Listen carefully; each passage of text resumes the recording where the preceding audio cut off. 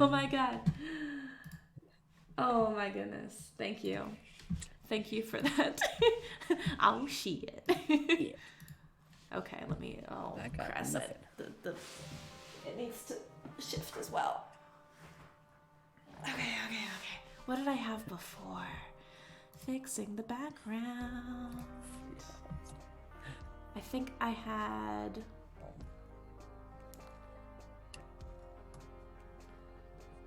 the Northern Lights previously, but we already have some lovely Northern Lights, so I think I'll do this.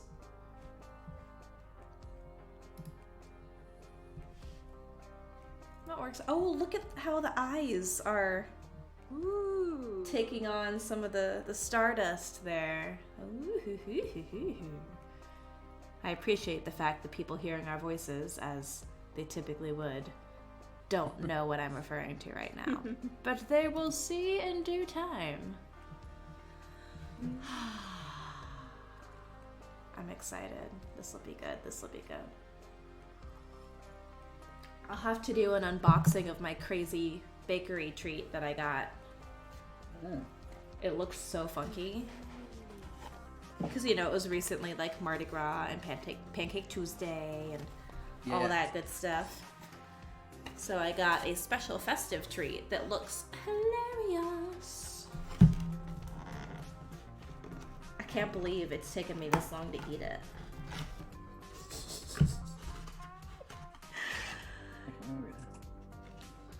Oh, it smells good. There's marzipan involved. Oh my gosh. Okay, yeah, I don't want to show you guys yet. We'll save it for a surprise. Because it just looks absolutely redonkulous. I've had pancakes 3 times in the past week. I haven't had any pancakes. Well, it's the case of I made so much batter that I had to eat it over 2 days, and then I was like, you know what, I want to try a different flavor. And so then made regular pancakes, and then I made chocolate banana pancakes. Oh, that sounds delicious.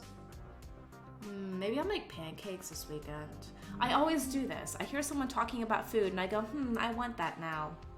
For me, that's only with you. Whenever I'm watching your chill creation stream and you start talking about food, I end up ordering something.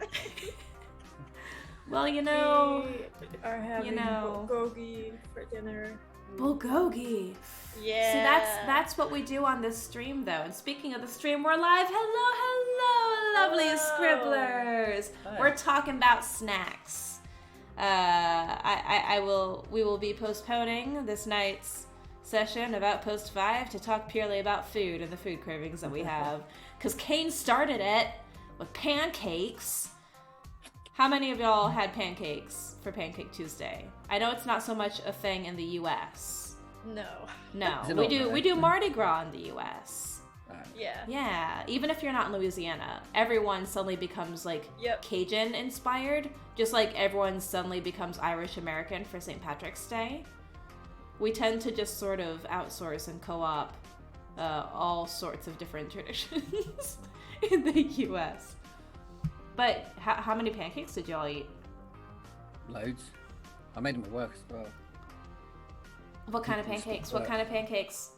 It was savoury, but it was with like this vegan mix. And I didn't do too well with some of them because the pans I don't think were hot enough. It's a bit of a disaster, a bit clumpy. But the sweet versions were lovely. Once I got the hang of it. What do you mean by savoury pancakes? Like a crepe? Like mushrooms and with like spinach and stuff in them, or like herbs. So we're talking like crepes, soup. Right? Yeah, like a crepe, yeah. Okay. Yeah. Crepes. Crepe. Creeps. Creeps. Whoa, spooky molder, creepy paper molder. Hello. What's your favorite pancake, spooky molder? Also, I realized I didn't do the usual. Hello, everyone, and welcome to our Thursday stream. We are back with gaming. Hi, BB, says JP. Hi, BB. Thank you so much for the 15-month resubscribe. That's so exciting. Thank you so much for your support. You are always welcome here. But still, answer the question, though. What's your favorite pancake? Answer the question. Answer this. It's important. Yes, we are back tonight after a couple of weeks of a break.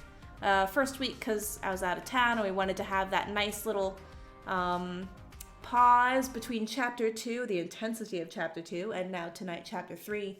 Last week, life got a little bit out of hand and working long hours, and I was a little bit not feeling great. So we're back again this week with Chapter 3, and I want to talk through a couple of things before we actually dive in. Spooky Molder says potato pancakes or banana pancakes. Both very good options. I do enjoy potato pancakes. So by potato pancakes, do you mean like made with potato flour, mashed potato kind of things, or do you mean like latkes? Both are delicious. Do you do cheese or sour cream or both with your potato pancakes? You know, funnily enough, I do enjoy pancakes, but I'm more of a waffle person. Even before I moved to Belgium, give me a good waffle house. Fluffy waffle. Waffle, yes. Or a fluffy waffle. The American interpretation of Belgian waffles, which aren't actually Belgian waffles. You're not going to find those here. Waffles are great because they have little cups to hold little the syrup. Pockets. It's like, oh, that's a good looking breakfast. Thanks, it has pockets for butter and maple syrup and all these delicious things. So when I have waffles, I have to butter them. I always put butter on them. And I want to have a little bit of butter in each one of those pockets. And then just soak it up with, I like to do like a little bit of a counterclockwise maple syrup swirl drizzle on them.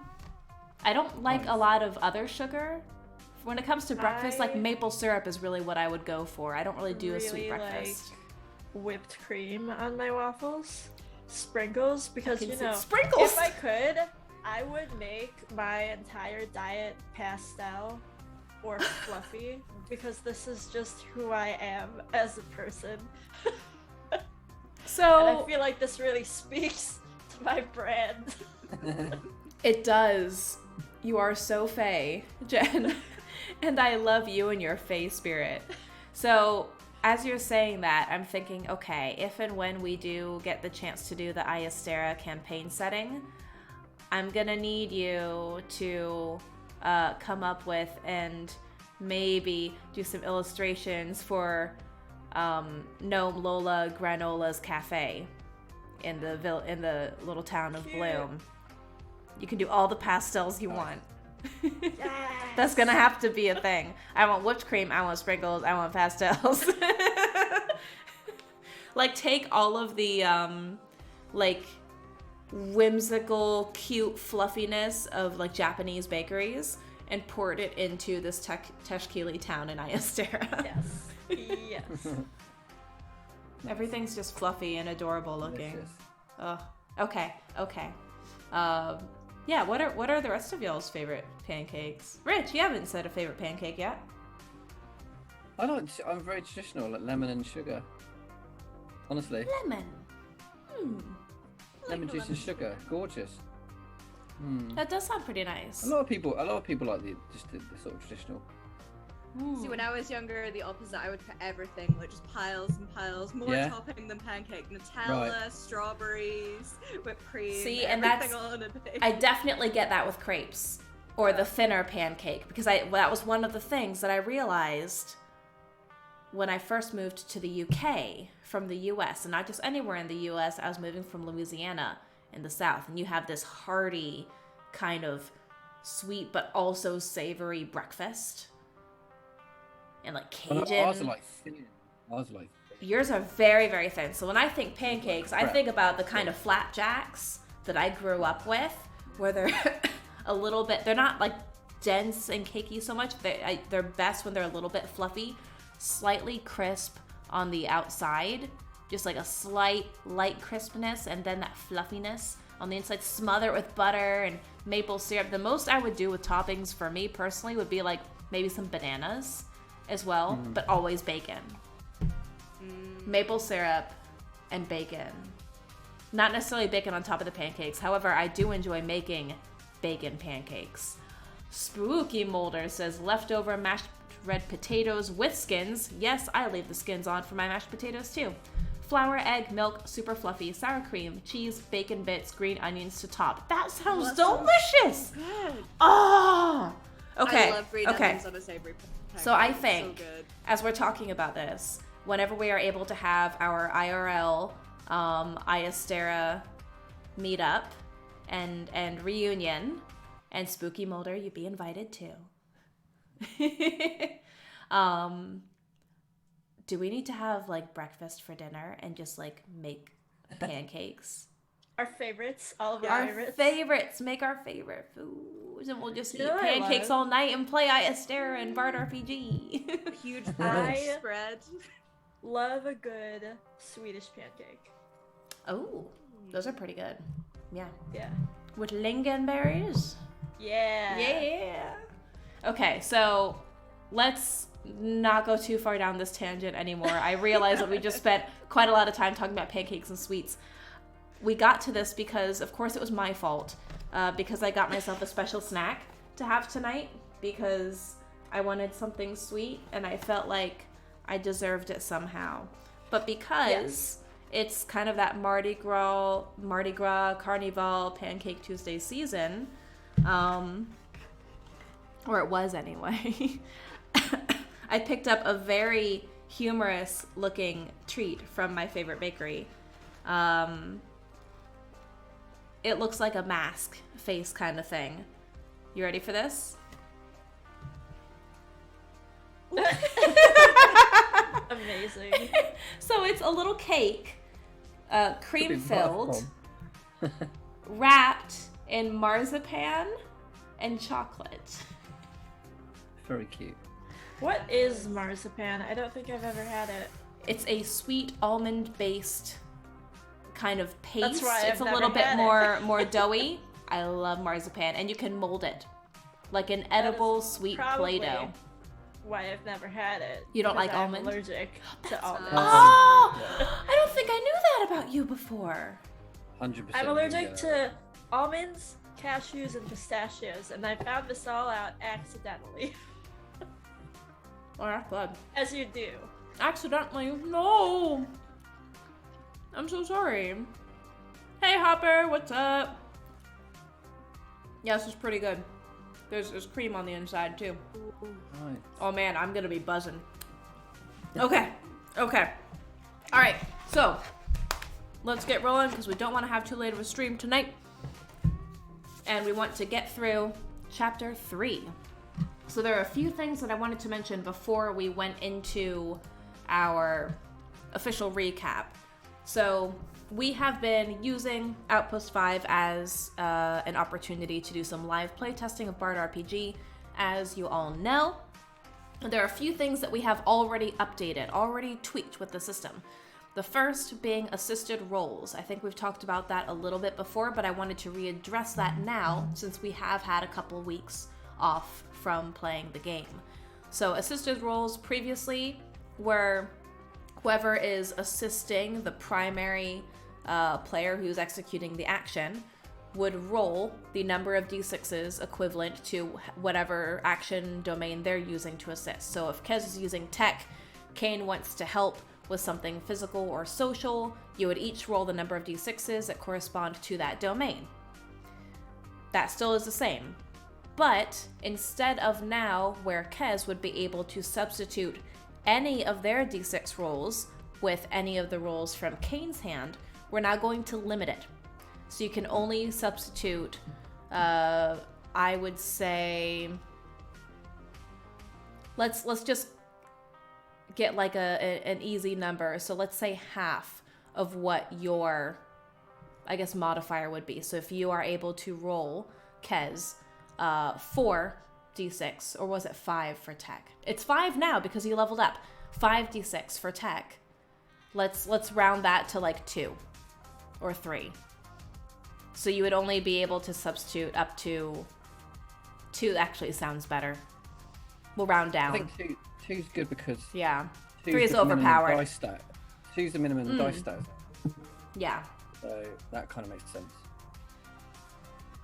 Yeah. So you'd be able to take 2 out of Cain's hand. 2 rolls. So, that's the first tweak that we've made. The second tweak has to do with the combat encounter that we had before. That intense and a little bit stressful gunfight, firefight, laser fight that y'all had in the warehouse while you were rescuing Dr. Yara Murdum in our last chapter. So, typically, for more complex challenges like a combat situation or an escape situation, we use the story wheel. And we did. We did use the story wheel. However, what I had not accounted for was the additional difficulty that would be brought about by Cain receiving damage and becoming wounded. So another thing that we're going to start experimenting with, in addition to the story wheel, I want to introduce impact. An impact kind of effect. So for each wound that you sustain, not only does the story wheel turn a little bit backwards, but now the next action that you try to execute is going to be harder to accomplish. It's going to be harder to achieve. And I want it to have a little bit of a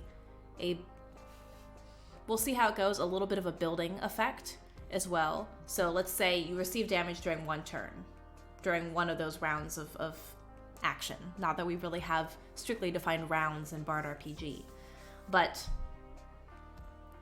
you have that disadvantage on your next action, or rather it's going to be more difficult. So the tiered challenges are going to increase or decrease appropriately.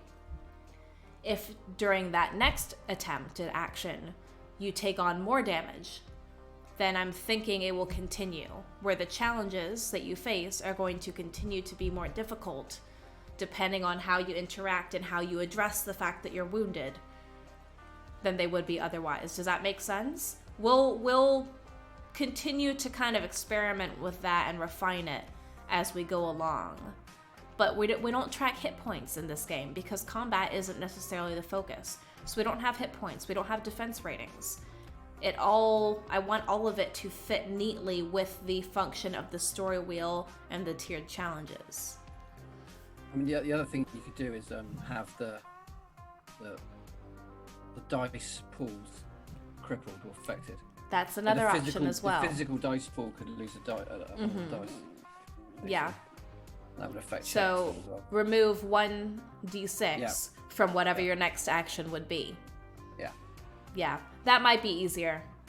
That might be a little bit more tangible, a little bit easier than shifting the challenge ratings. Yeah. I wonder if for assisted rolls, it might make sense too. So like, say it's a tech roll, and you're getting an assist in that, and another character has a 2 in tech. So you roll 2 extra d6 and take those in place of 2 that you rolled. So that's, in a way, that's what happens, except the person actually assisting you would be able to roll their own dice.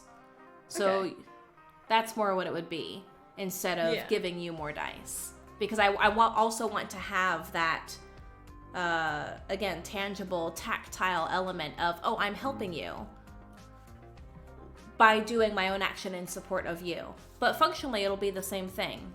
Additional dice are rolled, and you'd be able to pull from 2 of those, any in their hand. Yeah. So if they get 2 6s, but then a 3 and a 2, you can sub those 2 6s for 2 in your hand. But we'll continue to refine these as we go along. Because of course this is, once again, the very first playtesting trial of Bard RPG. So yeah, for the players, as we go along, please remember to take notes for any of these things that you come across so that we can make this beautiful and exciting and fun. Okay. So with that, I think we should go ahead and get into our recap, yes? Yeah. Excellent. So,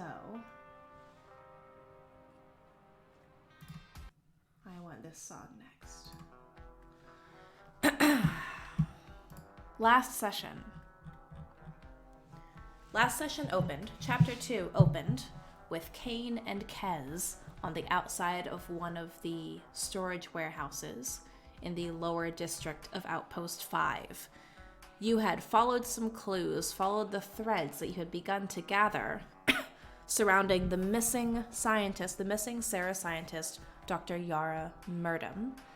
And those clues, those threads led you to standing outside of this warehouse. I believe you went directly there, so it would have been more mid-morning, mid to late morning. Standing outside of this warehouse with some very dangerous, well-armed, mercenary-looking types outside, patrolling, keeping watch, seemingly preventing anyone from going through. Well, you two aren't just anyone. You decided to rush in there, guns figuratively and literally blazing, guns and arms blazing, flaming, coming apart at the hinges. Oh, we didn't get there yet. To wage this rescue mission. For as you got closer and you did a little bit of recon, you were able to look in and see a hooded figure, captive, seeming to be tortured for some reason that you have yet to uncover. So you broke in, stealthily-ish at first, but unfortunately, because of some of your zeal and fervor for rescuing this captured individual, you did inevitably attract attention to yourself. And in a blaze of glory and lasers, you fought your way through that warehouse in hot pursuit, or with some of those mercenaries in hot pursuit, as you rescued who you very quickly found out to actually be that missing scientist, Dr. Yara Murdum. You made it out, but not without cost. While Dr. Yara was unscathed, at least by that firefight, still sustaining some bruises and wounds and absolutely fatigue from whatever ordeals that she had faced since her disappearance, since possibly her capture. But for the two of you, Cain, you sustained significant wounds from the mercenaries' rifles. And Kez, you lost an arm. So the impact of that we will have to see and determine as we go through. But you were able to escape, make it back to the transit line, and make your way to the upper sector of the outpost, but not without attracting some of the attention from the customs and import officials in that transit terminal. After some gentle encouragement of the young guard who was in the terminal at the time, you made it onto the train. Cain, you contacted your friend Udum, another customs and imports official, and asked him if he could help all of you lay low for a little while you try to figure out what's going on and take stock of the danger that now all three of you are definitely in. So once you arrived in the upper sector of the outpost, Udum quickly ushered all three of you, into a side room, saw that you found the missing scientist, and advised that you lay low for a little while in Cain and Kez's apartment. So you were able to make it back to your dwelling, to your lodging, unseen, so you hope. But you returned home to find an unexpected visitor waiting for you. A mysterious runaway, who comes bearing secrets and an even more mysterious data drive. This runaway's name is, you will come to find out, Thalia, given Cain's location by none other than Udum, who belatedly sent an apologetic explanation to you, Cain, moments after you returned home and opened that door. So after some uncomfortable introductions, it is revealed that Thalia also has connections to Sarah through the as of yet unexplained employment of Dr. Karam of Outpost 2. Yara explains that she and Karam were piecing together some independent research, some inconsistencies that they had discovered concerning the work ordered by the director of the Sarah detachment. She said that the last message she received from Karam indicated that he found something big, something that would reveal the truth that they had been seeking, and that he would get it to her as soon as he could. But then, he himself went silent. Not a trace to be found. At that moment, Thalia, you revealed that you did in fact have this information, or so you hope, in the form of an encrypted data disk that Karam had hired you to retrieve, but you have no way of accessing the information within. Yara hopes she might be able to help. And so, this is where we return. The now 4 of you, still sitting in that apartment, having just realized that you may, hopefully, hold the key to these strange happenings that have been occurring around Outpost 5 and beyond. Something which could not only explain the strange shipments that Cain, you and Udum have been tracking, but also the disappearances of the Sarah scientists. And Kez, something that you hope might be able to help you towards some of your goals as well. And that is where we will begin. And also, I believe last time, since we're getting closer to the end of the session, Thalia, you didn't really have an opportunity to describe yourself. Would you like to do so now? Sure. So Thalia has very light lavender hair that's cropped at the shoulders. Mm-hmm. She wears it's basically a leather jacket, but it's a vest with a tail over like a white button-up. Vest with a tail and a white button-up. Mm-hmm. She's got one like reddish brown eye and another like kind of bluish, kind of purplish eye. Okay. Any other notable one features? Of them is altered. So, Thalia is what many people in the Outposts will call a, what did we determine? Bionic or bioform? Yeah. Bionic. Is a bionic being. Humanoid. But now that you're all sitting there and introduced some more light into the apartment, because you were sitting kind of with the shades drawn in the darkness. So now that you're all sitting in there, Cain, you're recovering, you've made some tea, all of you, turned the lights on. In the darkness, I will say one of her eyes glows a little. We can't stay here for long. For obvious reasons. We've got a few hours at least.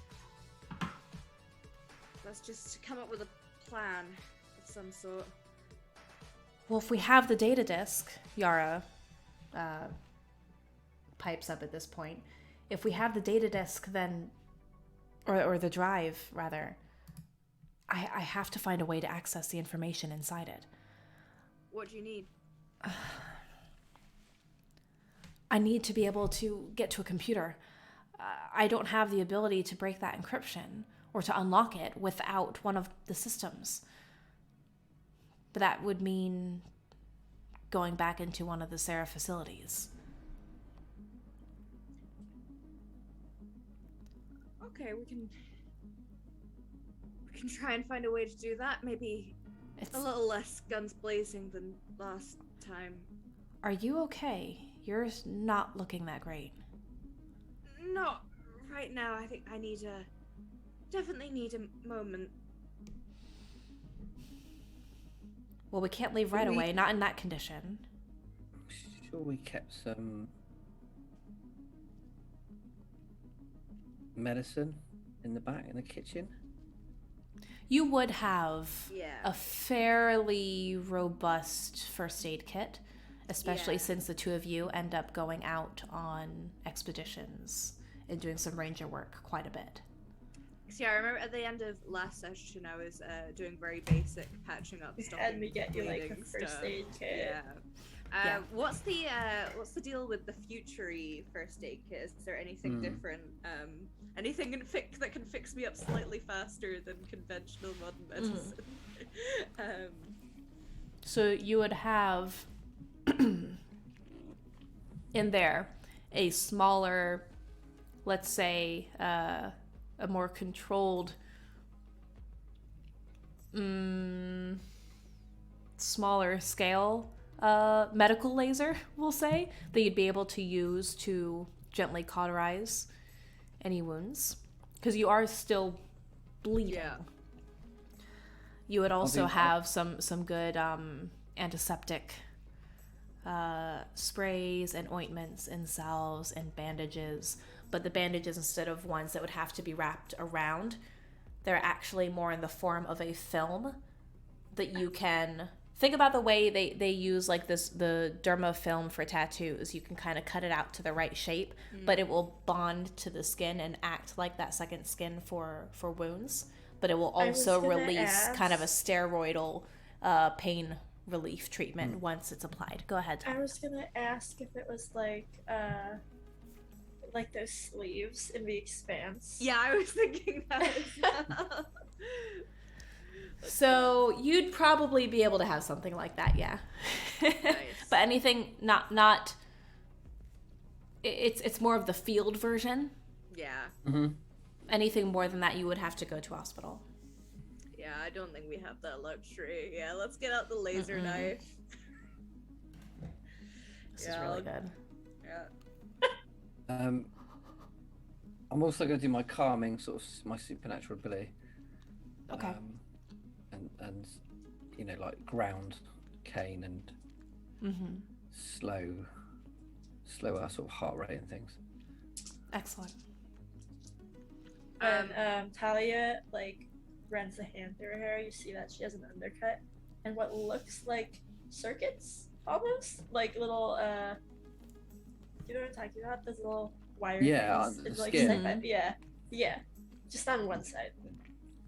Nice. 19. 19. Mm-hmm. You are... Describe for me what you do, what you focus on, and how you send this calming energy into Cain. Well, it's from whatever kind of presence I have within this backpack that she wears. But it kind of masks through the actual technology. So like the arm will sort of start to kind of like hum and stuff, and have this kind of rhythmic kind of thing. It's like almost like a meditational tool. Okay. And on her back as well, we do the same thing. It's like, you know, like those chairs you sit on where they give you a massage. I'm thinking of a mix between, like a massage chair, a meditational tool, but then also like a cat purring. Because you know how, I don't know about you, but for me, when Froggy like snuggles up, because he's been sleeping in the bed at night and it's super cute and calming, but he purrs like crazy. And I find that like the vibrations from that just very relaxing and very calming. Yeah, so sure. I'm almost imagining a little bit of that from Kez as well. And I ask you to describe it because even though you all have access to the same domains and in the future, some of your archetypal combinations may give you the same kind of special actions as well, but each one of you is going to have a different way of manifesting that effect. Just like in when we were playing D&D with Iastera, everyone has a different sort of flavor to the way that they cast magic. So that's why for Bard RPG, I want to continue that trend of you narrating and describing the effect that you're trying to have and how you imagine it manifesting. Instead of me just saying, yep, you're effective, well done.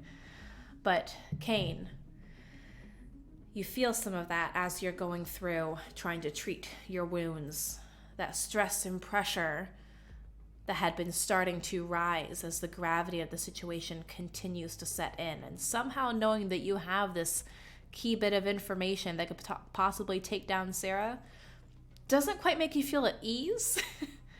Even if it is working towards one of your goals, one of your stated wishes. But as you feel Kez's presence and hear this low sort of hum, those vibrations pass through you in a wave. And with every hum, with every shifting movement, it feels like those waves of sound are actually pushing some of that stress away, ebbing and flowing as it would on the shores of a beach, pushing the sand. Take a deep breath. Very nice, Kez. So as you are healing, as you are treating your wounds, Yara is looking at you, Thalia. Now, don't tell me you had that work done out here in the outposts. She saw the circuits, and she's making note of who you are. Because remember, Yara is still very much a survivor and escapee of kidnapping and torture.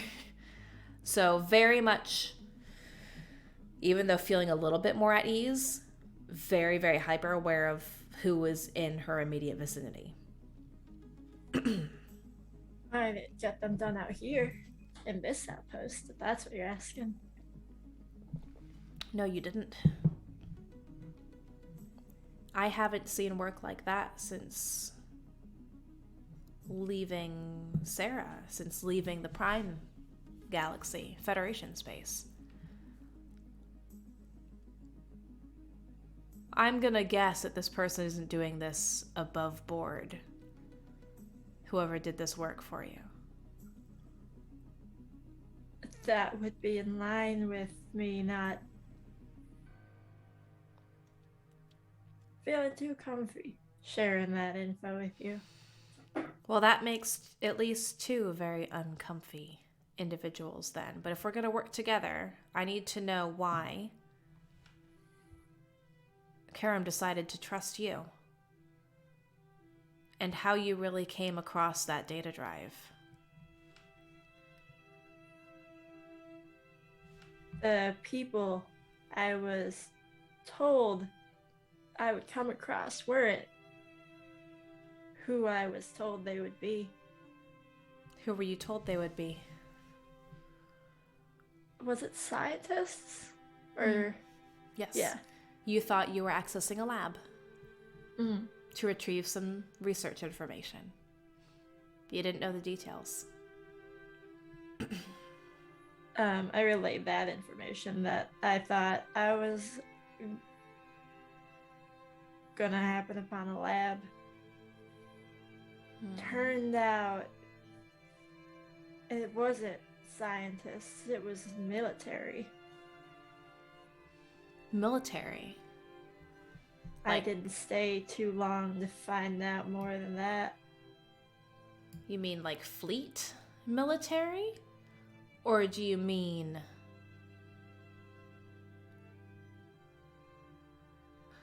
They didn't happen to be wearing black uniforms, did they? Did they? Yes. Yes. So you remember seeing some people who looked like they would have more fleet emblazoned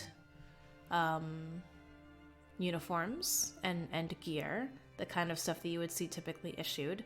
But then you do remember seeing what you thought were like contractors.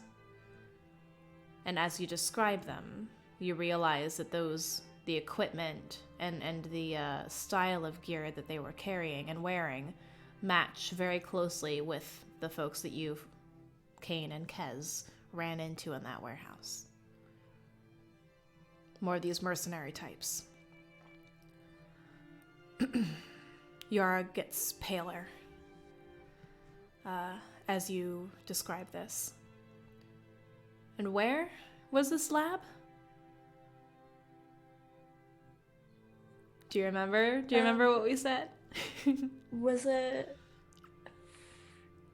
like in the belt? Yes. Yeah. So that lab was more about, we'll say it is within the asteroid belt here. We'll say about a quarter of the way around, a little bit farther. Not as easy to get to from here, but not impossible. Not quite on the opposite side of the sun.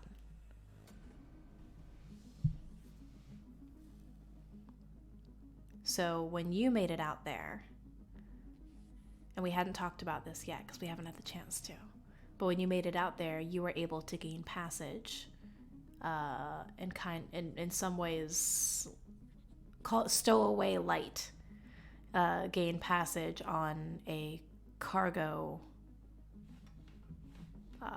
shuttle between Outpost 5 and the mines and the different research centers that are dotted throughout the asteroid belt, because of course the asteroids themselves are rich with a lot of resources and a lot of things that are not only helping with trade and boost the affluence of Outpost 5, we'll say, but a lot of things that are attracting the attention of Sarah researchers to determine viability for colonization and terraforming and discovering if there are any sorts of new metals, new minerals, and materials that they don't have in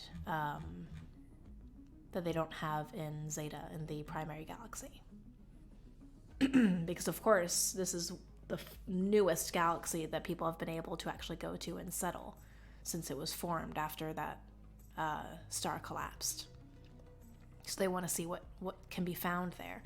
So you have different cargo shuttles, you have kind of ranger-led expeditionary shuttles as well that habitually go around the orbit of the asteroids. But Yara didn't seem to really be aware of a lab in the location that you are describing. I didn't think we had a lab there. I know there's one in the opposite direction.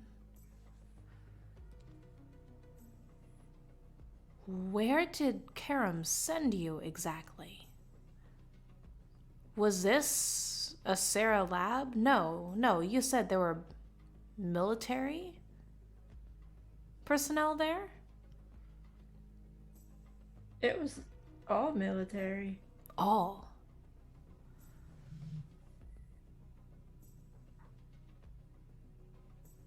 That changes everything. You don't know how Karam found out about this lab, do you? No, of course not. He wouldn't have shared that. I didn't know it was the lab. And Karam didn't indicate that he knew about the military being there.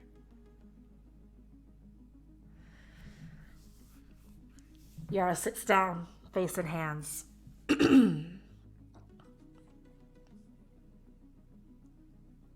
We might be getting in over our heads, if that's where you found that data drive. If the fleet or whoever is somehow involved too, then I don't know. They sure as hell aren't terraforming out there. Why would the fleet be involved? I was worried when I started seeing those mercenaries, contractors walking around. Okay. We have to think. I have to get to a computer. We have to know what's on that drive. But no, if we do this, then you three are part of whatever we find in those files.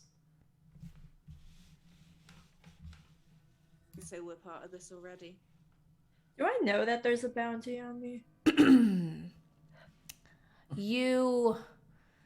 and that's another thing. Cain and Kez. Kez, you in particular have a memory of this because you were looking on that notice board. You do recognize Thalia's of course. face, or at least the rough estimation of it, as being on one of those wanted posters. And it seemed to be a pretty hefty price. So, Thalia, you haven't seen the posters, but Udum, when you ran into them, did recognize you and say, "What are you doing here?" kind of thing. So, another one of the tools that Karam had equipped you with was a forged access badge. But of course, as soon as things went south and you realized that you had lost contact with Karam, that badge doesn't seem to be working anymore, which is part of why you needed help being shuffled through. That's why you asked Udum for his help. You just got very lucky in that he was the one that was there that day on that shift.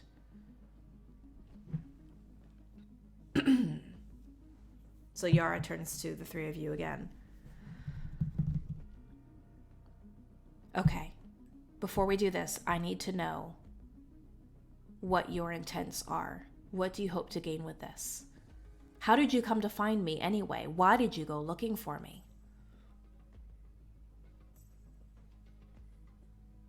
Because if you three, well, not you necessarily, looking at you, Thalia, you were hired into this. And all I can say is that I'm sorry. Because Karam clearly did not realize what he was sending you into. And if I know him, that's not what he would have wanted. I would say that you seem to be in one piece, but I know that you are in significant danger if that was the case, if what you say is true. Cain, Kez, because Kez, you've revealed yourself, of course, already. Why did you come looking for me, and how did you find me? I need to know what you have to gain or lose from this before we move forward. I need to know that I can trust you. Beyond the fact that you obviously did rescue me, thank you. But I tried to leave for a reason. People were starting to get suspicious. Whatever is on here could potentially bring some pretty big players down. But more scientists than what are reported have gone missing in other outposts. But especially here. We figured. That's what we figured. Listen, this is our district. We love this place. It's like our family. All these all these mercenaries hanging about. That's what put us on the trail. That's what led us to you. And suspicious shipments to the serial labs. Things have been wrong here for a while, and they're getting worse. We're not going to stand for that. And what will you do if they start hunting you down too? Because you know that you're already complicit. But you have an opportunity to possibly escape. You could just leave. You can't detain a backpack. No, but you don't exactly keep a low profile, do you? I can do. We're not leaving. It can be an inanimate object.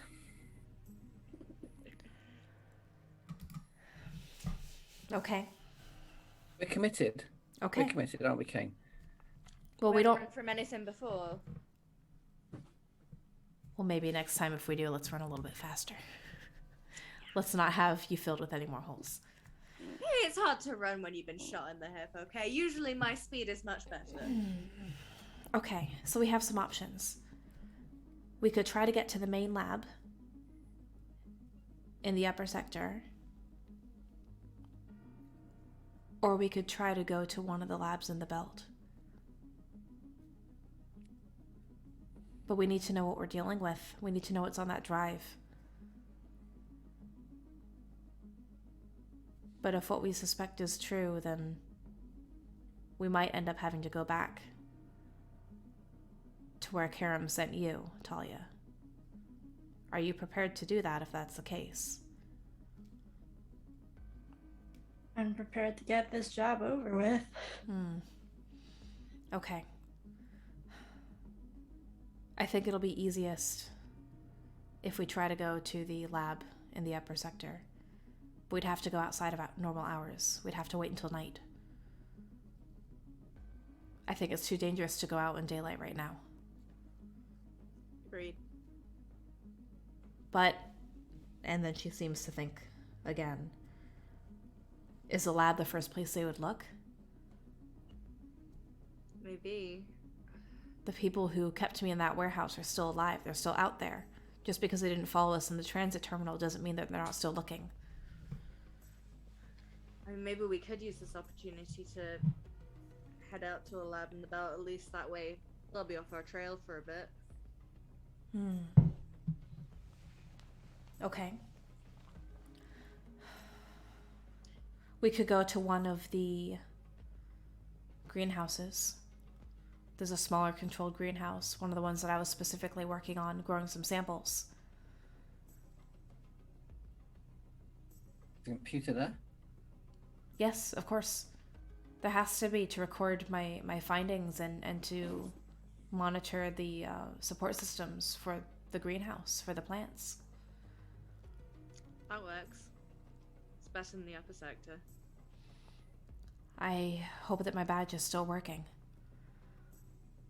Well, it should be. They use it to get me into that warehouse. I should be able to get us access to the greenhouse. It's a good sign. Okay.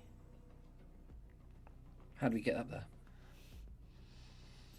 Normally there are shuttles that will go.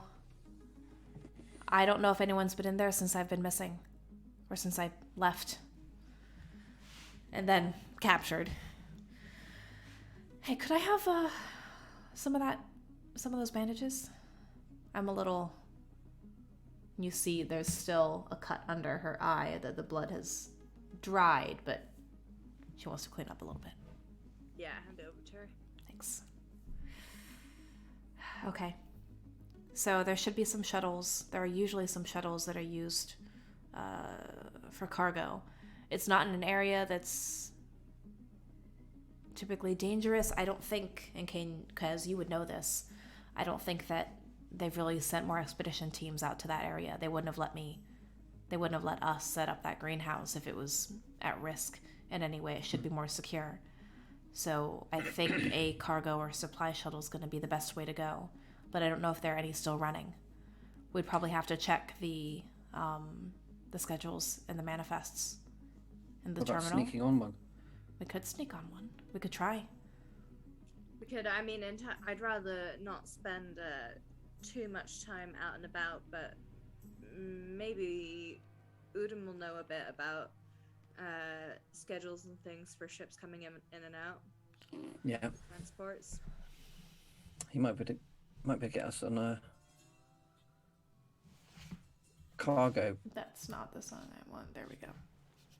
My only irritation Cargo with trailer. Pretzel Rocks is that I can't just loop the same song. I have to keep an eye on it and then do the replay back. I can't just have it continuously going, which is unfortunate. I need to pop to the toilet 1 second. Okay. Back in 1 second.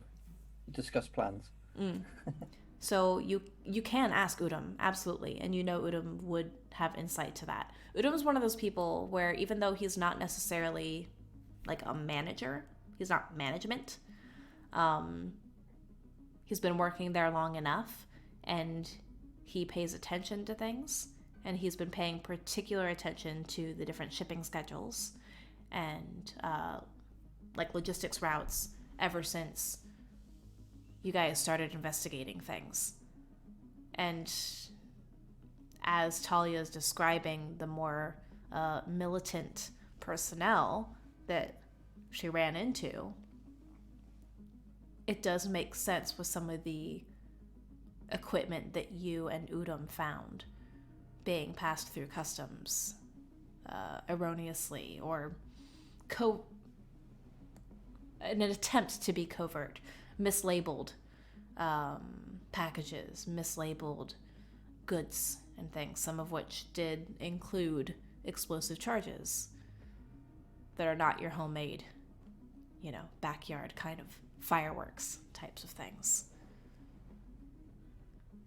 Fireworks as well are not permitted in the Outpost, as you might imagine. No fireworks. No. You'll have other, light shows and things, but... Udam's such a useful guy. When all this is over, I'm buying him a gift basket. At a minimum. Yeah. It really is. At a minimum. When Udam said, you owe me, Oh, yeah. you really owe him. I will owe this guy for the rest of my life. Mm-hmm. Make sure those debts are paid. Yeah. So you could absolutely check with Udam to see when the schedules are. Yeah, I'll fire over a text. Mm-hmm. You send a message. A few moments pass. We'll go through this next part. I'm not going to make you roleplay text messages. But first, Udam's going to ask, why do you want to know? You going somewhere? I thought you were staying low. Are you okay? Are you still bleeding? Is a doc okay? What about the other runaway? He's just bombarding you with questions at this point. Almost as if he was just waiting to hear something from you. Yeah, I'll reply that we're all okay. I've sealed up the holes. Very good. And that there's somewhere we've got to do, and we'd rather be as far away from the folks that got us earlier as possible. I won't go into details about what we're doing, just that we need to go. Okay, fine. The less I know right now, probably for the better. There are people looking for you, you know. Okay. Let me look at the schedules. I'll get back to you in a minute. A couple minutes pass. All right. So if you're going to the greenhouse, right? That's what you said? So the next cargo shuttle is typically at sunrise.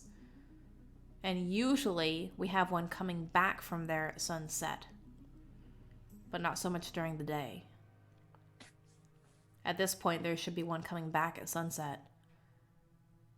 Did you want to wait till sunrise, or do you want to try to find another way out there? You've got your packs. You could always do an expedition kind of thing. Yeah, what do we think? If you really need to get out there, I might be able to hook you up with a shuttle. Like an expeditionary shuttle. Not one of the cargo ones. That's going to attract too much attention. Yeah, You could put your helmet on, Cain. So, as a ranger and as a scout, oh, this music's exciting. As a ranger and a scout, you do have the gear, like a propulsion pack. You have more of a suit. You've got your helmet. You can go asteroid hopping if you really wanted to. It'll take longer, and you're more exposed than you would be with a shuttle, but you can go. Thalia, you have that ability as well, because you used some of that during the different jobs. Yours ends up being a little bit more lightweight, a little bit more refined than the rugged ranger kit. Yours is also augmented by some of the actual augmentations you have obtained over time. So you have an option. I don't have the same suits you have, Yara does say. I'm used to going in shuttles. If we can get extra gear, if you can teach me, maybe I can try.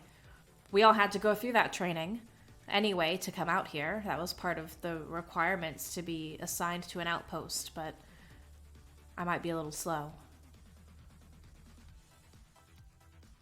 Yeah. Can either of you... Sorry, Cain. Can either of you fly them shells? And pilot them? What about you, Thalia? Could probably figure it out. Figure it out doesn't Flying one of the exactly fill shuttles? me with confidence. We could just You've take probably one- piloted some things in the past, Thalia. Cain, you have as well. You're a fan of the races. You had Yeah, I dreams do. at one point. You had dreams at one point. Yeah. That sounded way more dismal than I meant it to be. Oh no, that's very in character for Cain. Okay, that was good. Yeah. I say we hijack one. Kez We thinking hijack about a the sticky shuttle. fingers again. Yeah. Yeah. Hijack a shuttle, pilot it out there. No questions asked. Get to that computer. I don't know whether hijacking might attract more attention than we're perhaps looking for. If you do They it won't know. at night, you might have to be sneaky this time.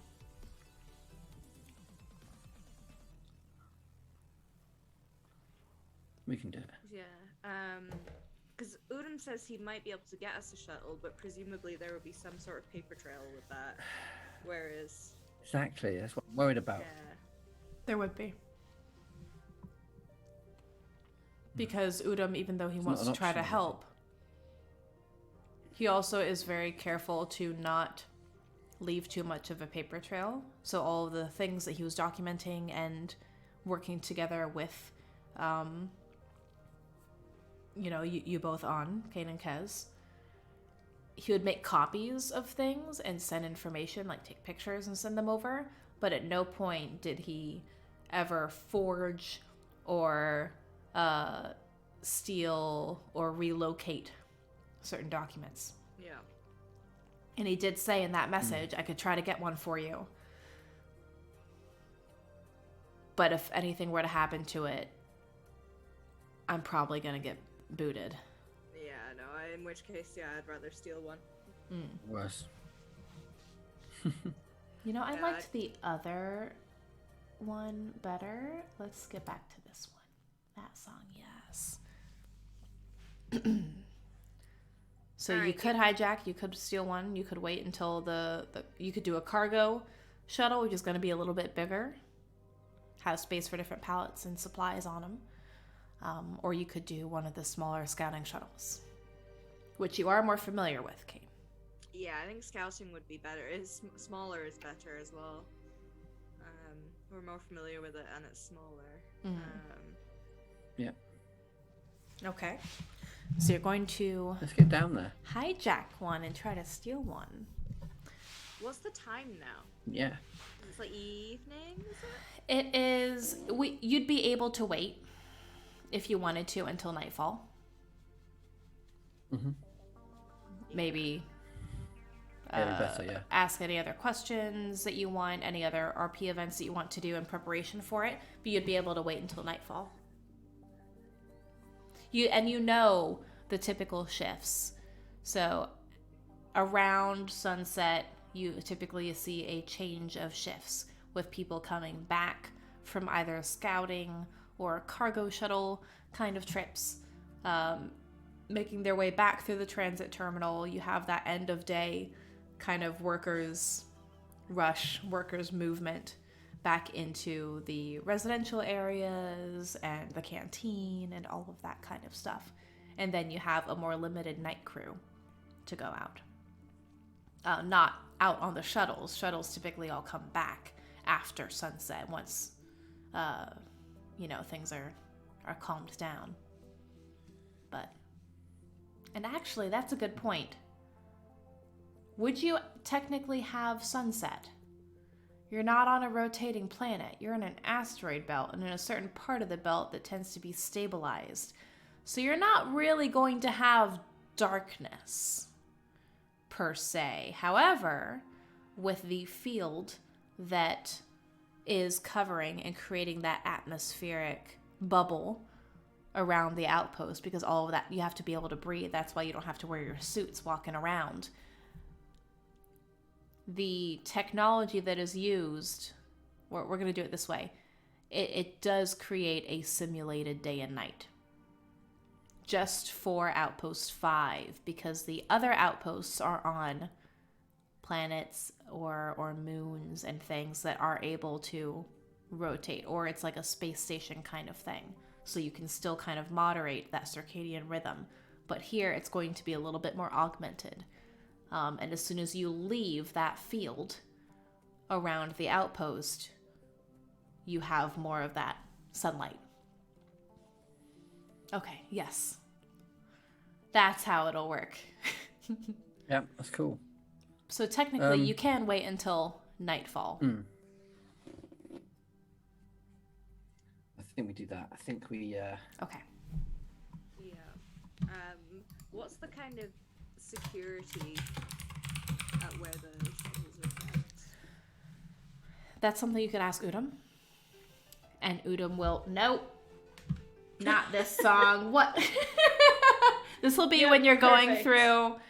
Well, guys, the security might be a little bit more tight right now because of you being looked for, because of different things happening. So Udom is able to say, no, this song, no.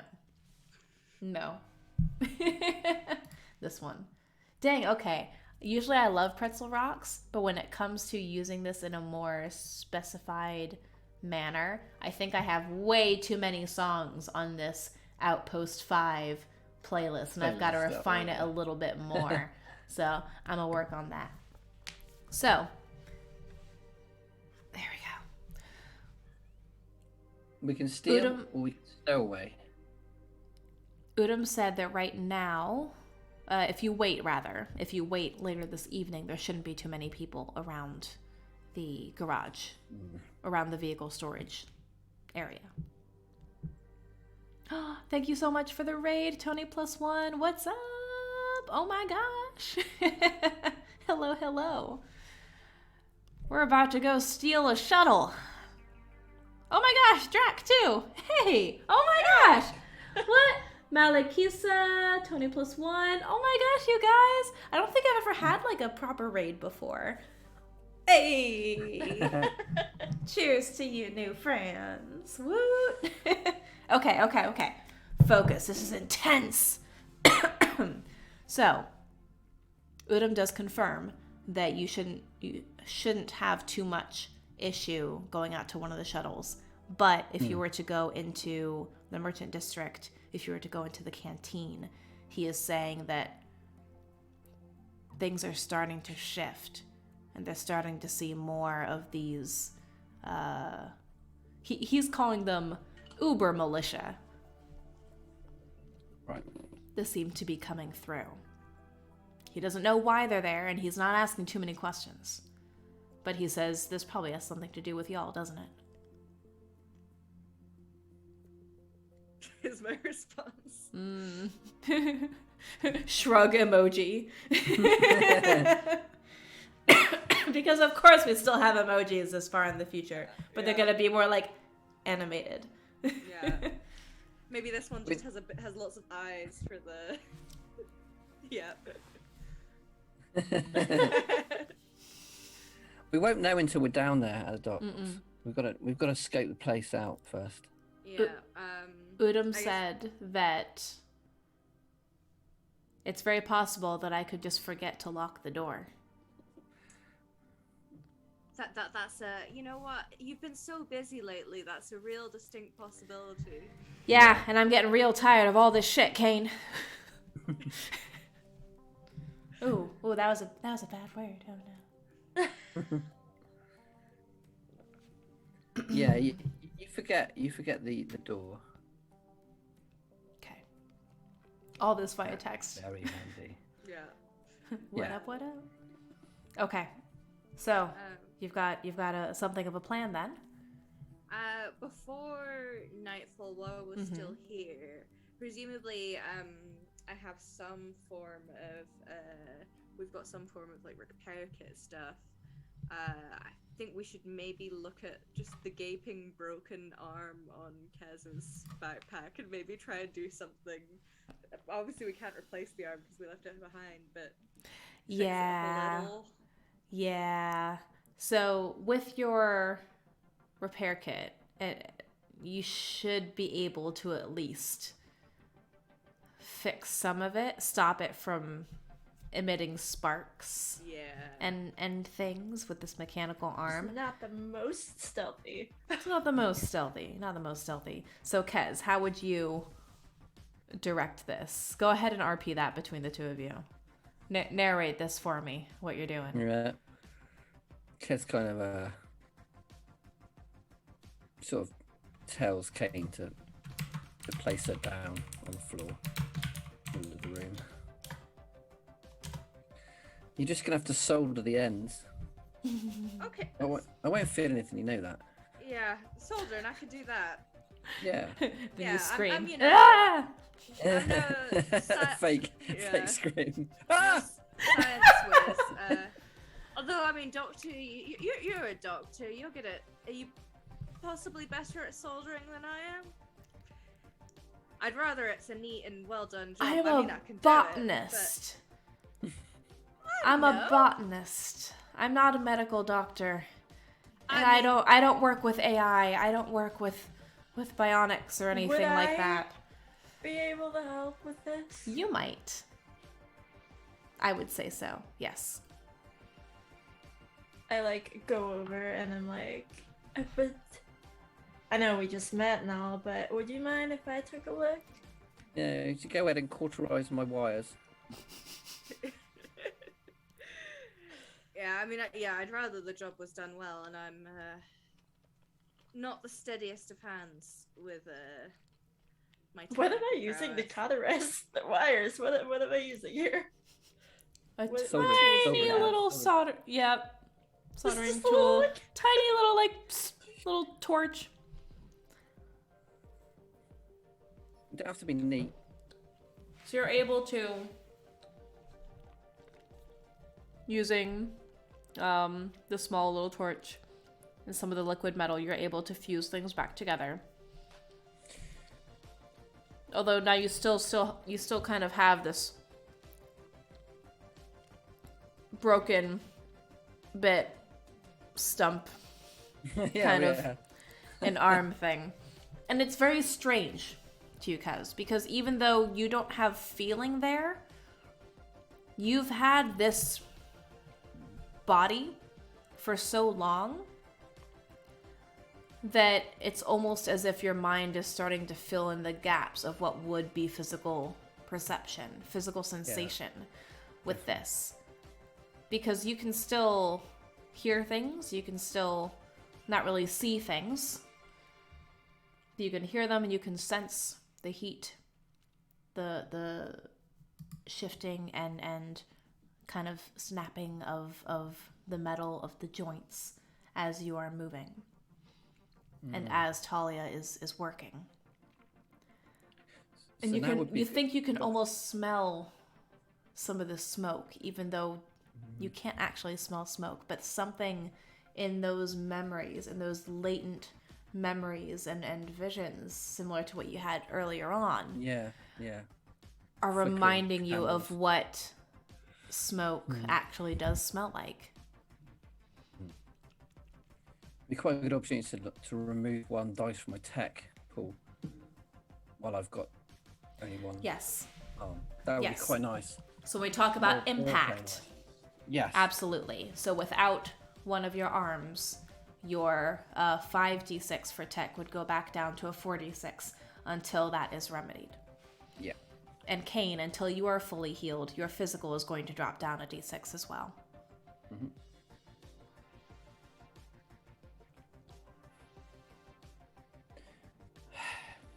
Thank you, Thalia. Nicely done. Okay, any other preparations you want to make before you go to try to hijack one of these shuttles? Question. Yes. Answer. How long has the bounty been out?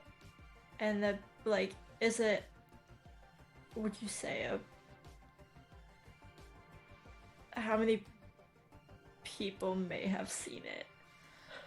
A lot of people will have seen it by now. Would you say that would put my social down to a 3 from a 4? It depends. That's an interesting idea. That's interesting. It depends on if they recognize you and how you use social. Okay. Because as long as people don't recognize you immediately, then you would be able to navigate okay. But yeah, it completely depends on the context of the situation. Hair tucked away, V from Arcana style, or from Arcane style. Nice. And in terms of how long it's been out, you can imagine that once you are able to escape from that posting, word would have went out, along with the rough description of your physical appearance. And in fact, they probably would have been able to piece together some of the security camera footage to get an idea of what you look like.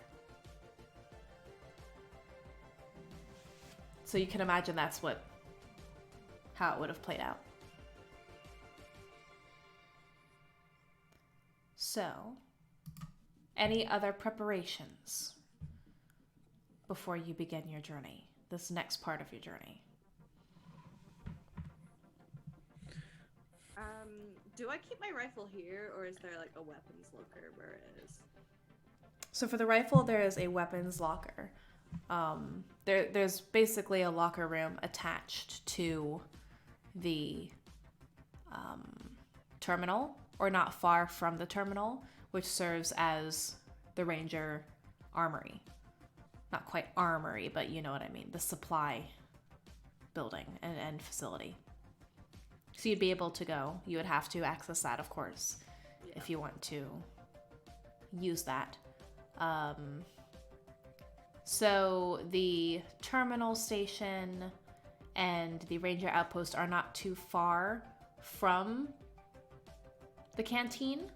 So if you were to be standing outside of the canteen looking out across the way, you would see them. Probably a few minutes walk. Okay. So yeah, it might be useful to swing by and get a harder hitting weapon if we're going out. We don't know what will come across. Yeah. Okay. So, since you are in your apartments right now, you'd have to go back. Actually, you know what? It doesn't really make sense. There would have to be... No, that does make sense. Okay. You'd have to take the terminal up to the upper zone to get to your locker. And then you'd probably have to go back down because the shuttles, that garage, is closer to the warehouses. In which case, I don't know whether... What do you guys think? It's manageable. Yeah. What do you guys think in terms Although... of whether it's worth the danger of, getting on the terminal, badging in places, and just being more visible in order to go there? It depends if we're expecting a firefight again. I'm thinking sneaky. Yeah, I mean, I'd like to hope that we'll be sneaky, but I'd also. Although I had another thought. Would it make sense? Because I didn't develop in this much detail the setting for our mini campaign. We're doing world building as we go along in a lot of ways. Would it make sense to you for there to be 2 ranger lockers? One on the upper side, because you do expeditions on the outer zone as well, and then one on the lower side. Okay. I think that would make sense. Yeah.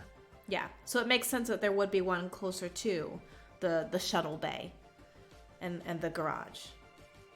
So I would say that makes more sense than it being up in the upper area. They also would not want like a small armory up there near the merchant district and the normal residential zones. And I guess it makes sense in terms of also that way you don't have people on the terminal with their weapons on their way to the shuttles. Yeah. It keeps everything nice and neat and contained. I didn't plan on having this song play, but we're going to go for it. It's called Brazilian Western. I like it. Nice. Okay. So you'd be able to do that. You don't have to go through the terminal station at all. nice. So at this point, we'll say you've made whatever other preparations you need to make. You spent a little bit more time trying to, I guess, get to know Thalia, talk to Yara, think a little bit more, but most of it has been waiting with this tense sort of atmosphere, playing with Sponge, but also being very wary of Sponge's spores as to not cause any other cognitive impacts That would be bad. right before you go out that could potentially change your perceptions. So, as the bubble surrounding, the atmospheric bubble surrounding Outpost 5 darkens and you can see it out your window. And in fact, with the programming, you can even see, because it's darker but not completely blackened, so you can still see some specks of light that are allowed to come through in the form of stars. So think Big Sky Country kind of aesthetic. Artificial. Yeah, artificial, but it looks pretty darn good. So you walk out of the apartments once more. At this point, you know Udom would have been leaving and wrapping up his shift, getting ready to pass the reins over to the night shift. You're able to make your way out very carefully, hoods drawn, any bit of the gear that you had in your apartment to bring with you. And you make your way to the shuttle bay.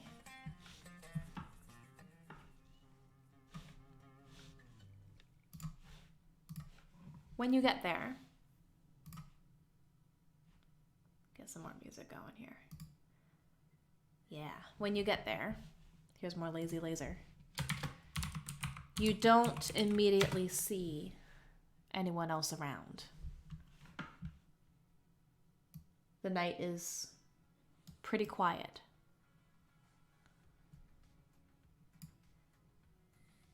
And looking out around some of the other warehouses and walking past the area where you had very narrowly escaped danger and possible demise before, it seems, by contrast, unsettlingly quiet. But as you go up to the garage and you try the door, you see that it is indeed unlocked. Larger barn doors, they are able to throw open to access the shuttles within. So this garage is going to be one of a few. You went to the one with the smaller expeditionary shuttles. And from here, because it is a larger bay area, this is where you can access your locker. You can access the suits that you need, because it transitions from not just the shuttle bay or the shuttle garage section, but you are able to then move into the actual bay that opens up and you're able to fly out. There's more of a transitionary space that meets the edge of this atmospheric bubble of this barrier that'll end up being pressurized, where you have to make sure you suit up before departing, and then you're able to make your way out into the belt.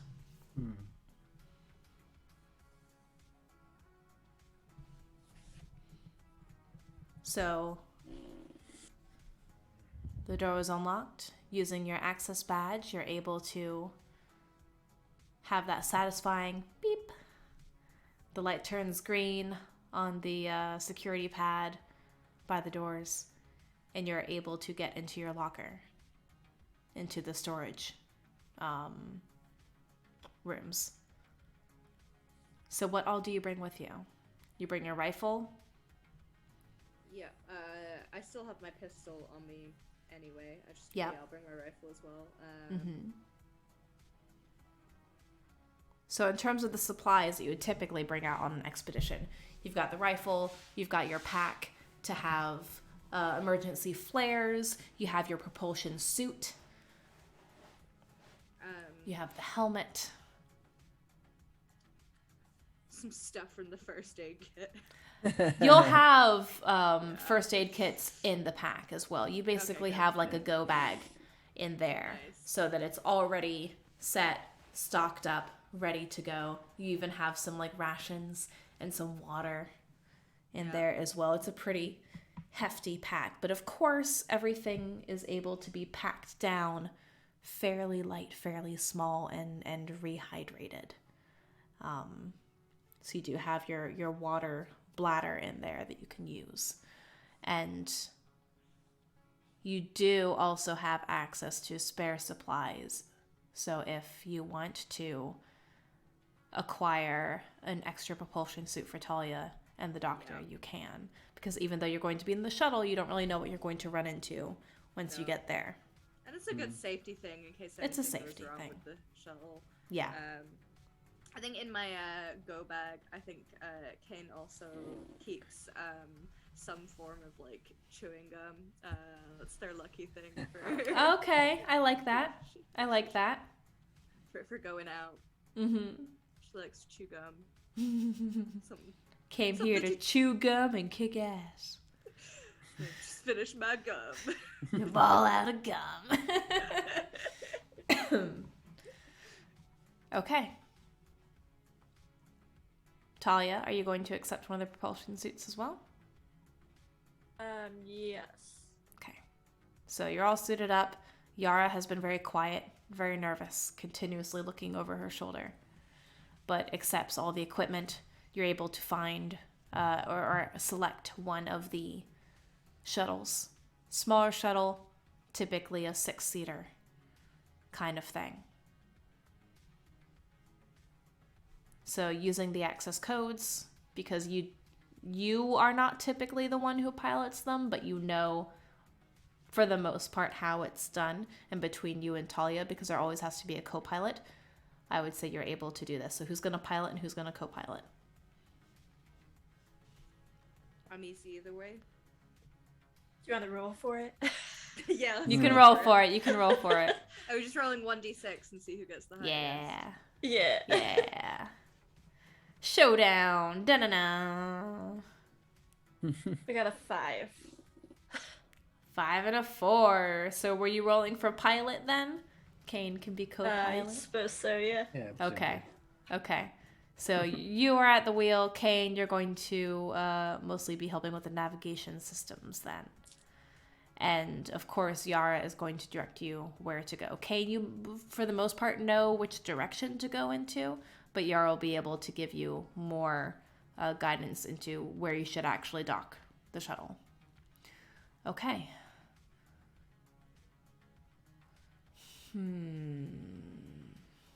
How do I want to do this next part? You're able... Yep. So I think a wheel is going to not quite be activated yet, but be at the ready here. So as the bay doors are opening, and you feel yourself, now that you're all in the shuttle, you've done all of your safety checks, you've closed the corridor behind you, the sealed doors that keeps everything pressurized and safe, and you are now in basically this chute kind of section that you'll be able to use to propel yourself forward.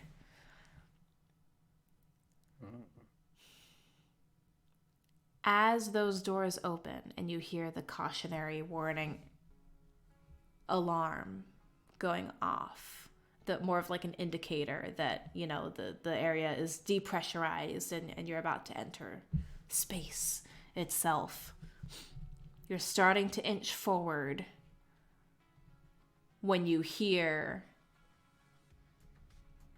a different alarm starting to sound. This is the kind of alarm that is typically starts playing when the doors start closing. And you're looking at the system. You're looking down and in front of you within the shuttle, because it'll be communicating signals from the garage, from the other controls in general. And it looks like someone is trying to override your ability to leave. So the doors that were once wide open in front of you are now starting to close. So you're going to have to gun it to get out of there. Let's gun it. Okay. So this is going to be the start of your attempt to get out to the greenhouse. You don't see anyone yet, but someone somewhere is trying to prevent you from leaving, at least initially. So go ahead and do, I would say this would be tech, Thalia, to see how quickly you can navigate out there. Does she get an assist from me because I'm co-piloting? Yes. Yes. Nice. Absolutely can.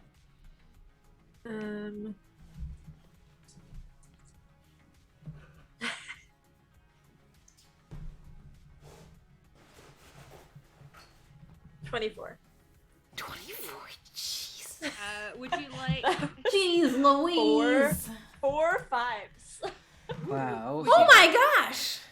Would you like a couple of sixes? To Oh go my in gosh. to- I will take. Yes. Okay. You don't even need to tally that up if you don't want to. No. Dang. Well, that's in it. Success. So you are able to very quickly turn the thrusters to full blast. I should have cleaned up my knowledge of spacecraft. So all systems go, engines on full power, shifted into the appropriate gear, full blast, thrusters, 100% zoom, and you're able to get out of the doors that are slowly starting to close around you. You're able to get out into space, out emerging into the sunlight, more or less, now that you are out of the atmospheric bubble. And if you look behind you, Cain, and Yara is looking behind as well, there are people back there. It looks like there are others trying to access that garage. We need to go. We need to go now. Yep. Book it. So you're continuing to fly through. Yara is trying to direct you to where you need to go, when on your radar, you now are seeing 2 distant blips of other craft coming up to you. These aren't shuttles, however. It looks like these are more of the security pods coming out. Pod's not the right word. Security vessels coming out, typically carrying 2 individuals, pilot and a co-pilot each. Think of these as the police, basically. So you see them... Fleet security, are they? Yeah, fleet security. So you see them showing up on your radar. And Yara looking behind, looking at the radar, and trying to see how far away they are. No. Just go. Just go. Faster. Quick. You need to dive behind these asteroids. Do not let them catch us. How would they have responded so fast? Someone must have known we were in there. How would they have known we were there? That's a good point. It doesn't matter right now. We just have to go. We just go. have to go. So I'm going to need you to make a series of different tech checks for this one to see how well you're able to navigate through the asteroid belt and going in and out of the different structures, the debris and giant space rocks, basically. So when Talia's doing the manoeuvring, I'm going to try to steady the controls with my, my remaining hand and arm. Okay. If the sort of maneuvers are quite heavy, I'm going to try and help them stabilize the. Absolutely. Roles, if that makes sense. Absolutely. And helping to Like keep calm as well may also assist. Yeah. Okay. Yeah. All right. So there's two things. Yara's looking behind. Go. Go, go, go, go.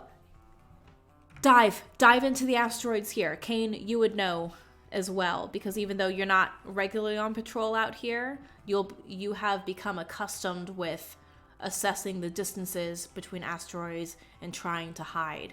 So you're going to need to take a maneuver. So go ahead and do another tech.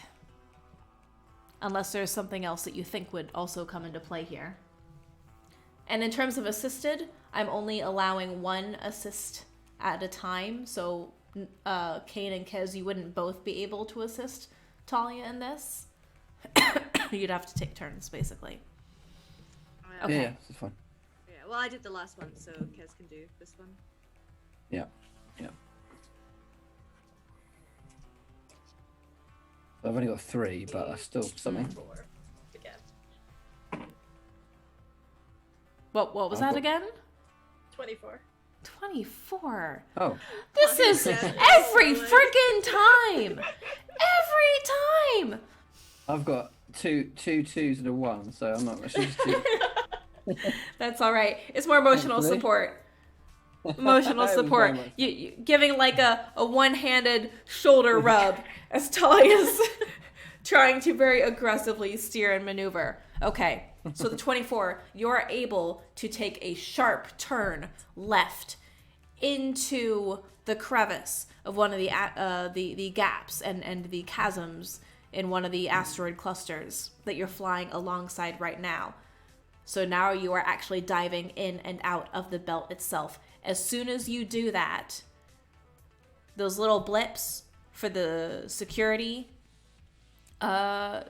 vessels on your radar seem to pick up speed and try to run you down.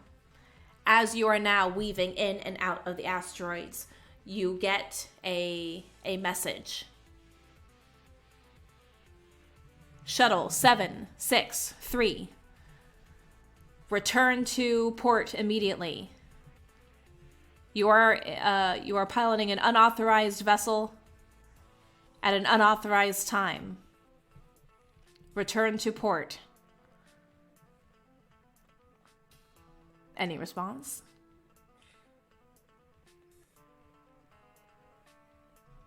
Okay, you're going faster.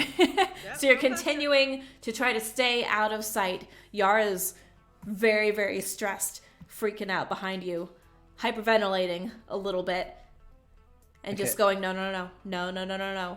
don't let them catch us, please, no. I'll try and assist Yara with helping Yara to calm. Very good, very good. It could very much ruin things. Yeah, meanwhile, I guess I'll use my familiarity of these asteroids to try and help with navigation and stuff. Absolutely. So you're able to roll through when you see in the blip now a third security pod coming out. Of course. Farther away, but the 2 that had initially started pursuit now seem to be getting a little bit closer. They are going to be faster. They're smaller, faster, and lighter than what you have. And as you are ducking under to go to evade another one of the asteroid clusters, you see a laser shot flash right past your window on the right-hand side. It was a warning shot. Yeah. Do we have one of those? A scouting vessel, or the expeditionary shuttles aren't really equipped. Wait, no. You have the shields, which can be raised, which I don't think you've actually raised them yet.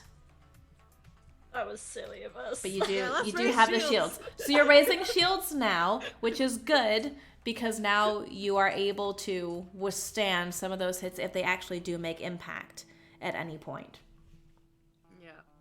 I was about to pull something up because I think okay. I was worried that our closed captions were paused and something was wrong with that window, but they're going just fine now.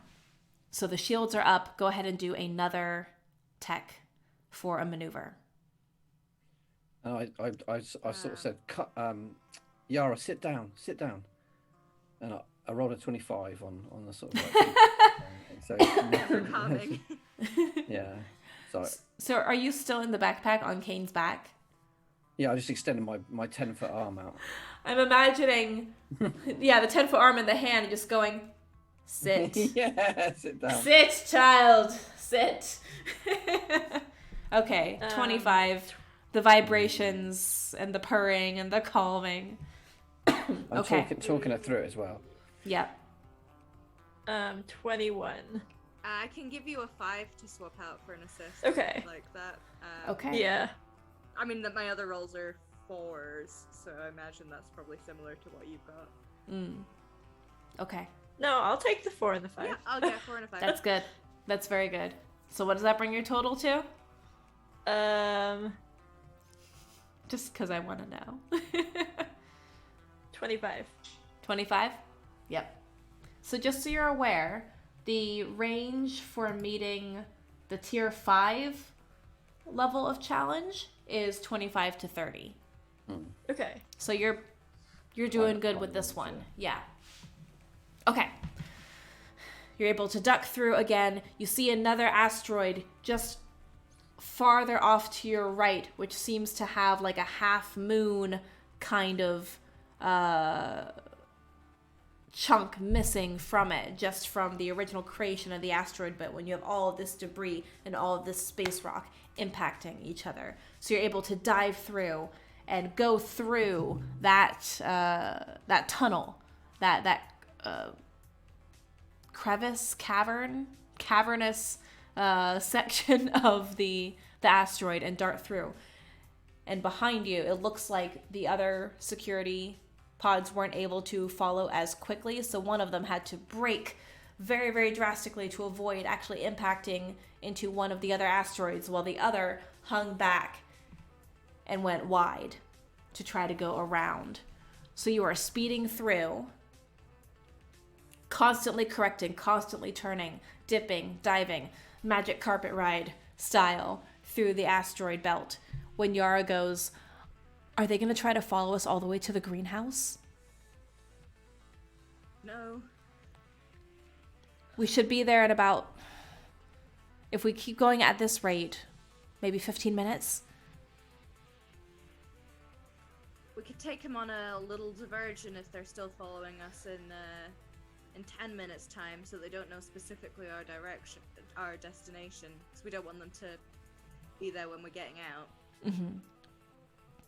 Yeah, we can't lead them back to the greenhouse. If they follow us there, we're done. Yeah, Thalia, keep spinning us just round the belt for a bit and see if we can lose them.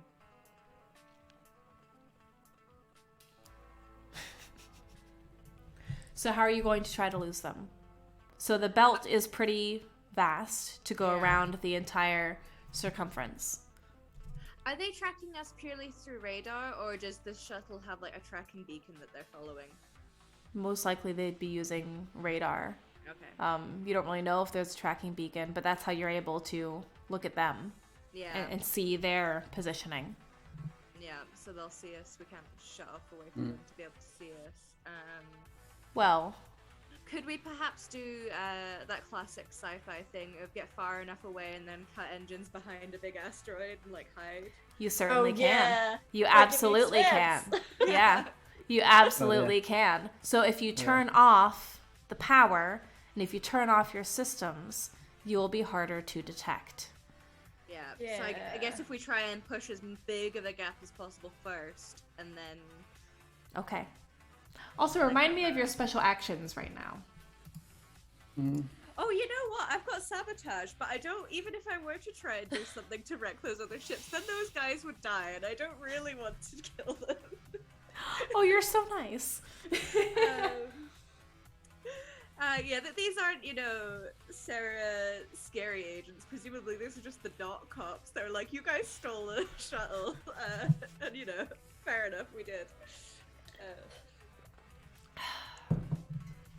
So, if what I'm hearing is correct, you are going to try to put as much distance as yourself, or between them as you can, between them and yourselves, and then shut down your systems. We're gonna duck in somewhere and then shut down. Okay. Yeah. So I would say if you are able to continue on and continue to weave through, you'd probably have to go a little bit past the point where the greenhouse is, and Yara is able to point it out to you where you would need to be. So basically you continue to go through faster and faster and faster. You're going to overshoot it. As you go past, you see a larger, kind of flatter, a larger asteroid body with a flatter side to it, where Yara says the greenhouse is there. It's on the other side. You are coming around the bottom half of it as you are going through. And as you're coming around there, you do see a smaller gap in the asteroid belt itself, where you would probably be able to pick up much, much more speed, shoot across that gap, and hopefully find somewhere else on the other side.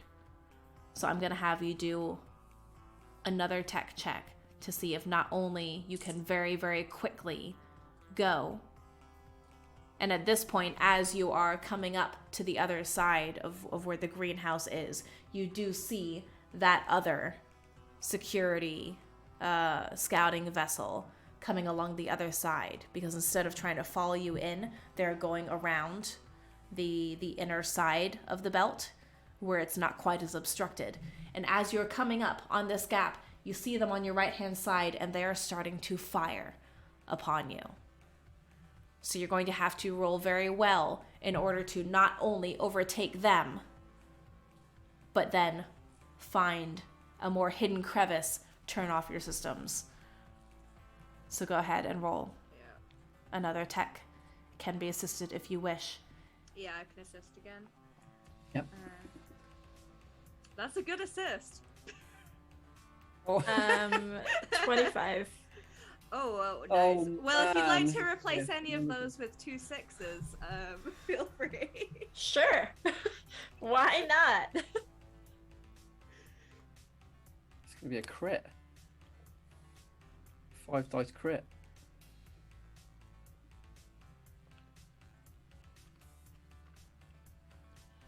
What's the total? That's a good question.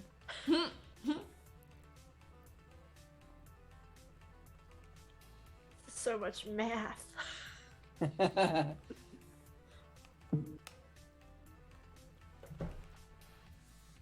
As you are trying to maneuver, as you're putting the turning up the power to the engines to give yourself another little boost of power, you can drop the shields. However, 2 of the shots from the security vessel have already impacted, but then dispersed across the energy shield, almost in a geometric, scale-like pattern as the energy from the laser is dispersed. 28. 28? Very good. Full blast. You push forward and divert so much power to the engines, to the thrusters, to shoot across that gap, that all of you feel the force of the momentum pushing you back into your seats. Yara, who at this point was more leaning behind, standing up, trying to watch and see in nervousness that is just barely being kept in check thanks to Kez's calming presence. As soon as you push the vessel forward, Yara, with a small scream, ends up stumbling back, landing on the floor of the shuttle rather roughly.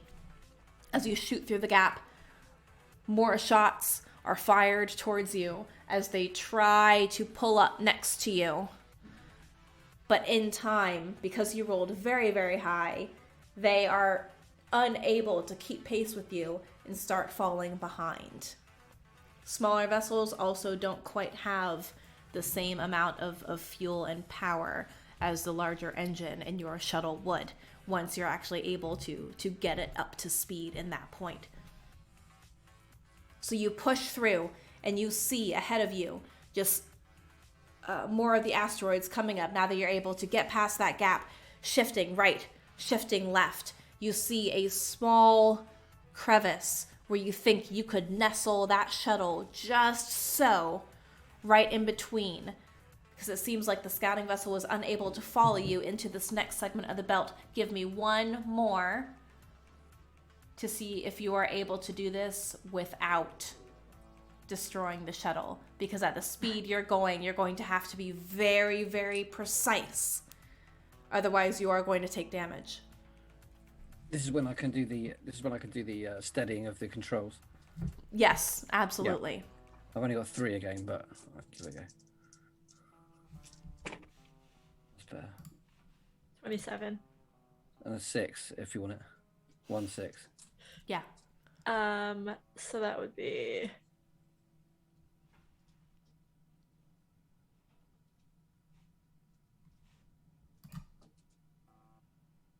29. You're able to do so. It's just shy of a crit, basically. But you are able to, which is good because you needed a high one for this at the speed that you were going. You are just able to turn at the last minute, reverse those thrusters, and give yourself a nice distance as you're. Do you put on the brakes for a spaceship?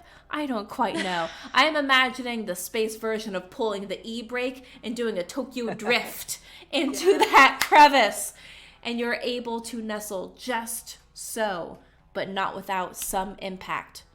A very rough, abrupt, almost unsettlingly crunching sound. It's like as you do impact. No, it's more of a thunk crunch than a paint scraping screech into the side of this asteroid, and the lights flicker momentarily before coming back on. But you are here, you don't see... Power down. Yep, power down. Lights off. And right before the power completely shuts down, which causes you to go to emergency oxygen stores as well, because you do have a smaller controlled atmosphere, but once the power is down, you only have a limited time with that. But just before, you're able to see on your radar, as you are powering down, the approach of the other vessel. You wait. You hold your breath. Looking out the windows, the smaller windows and the kind of viewpoints around the shuttle. And you see what you think is light reflecting off of the other security vessel as it zips past you. Didn't seem to be slowing down, but searching. A few more moments go by. You see the second.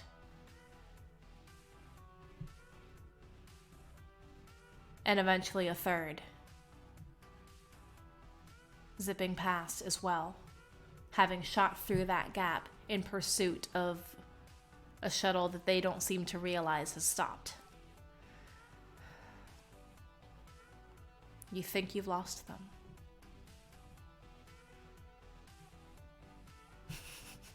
Good thinking with powering down.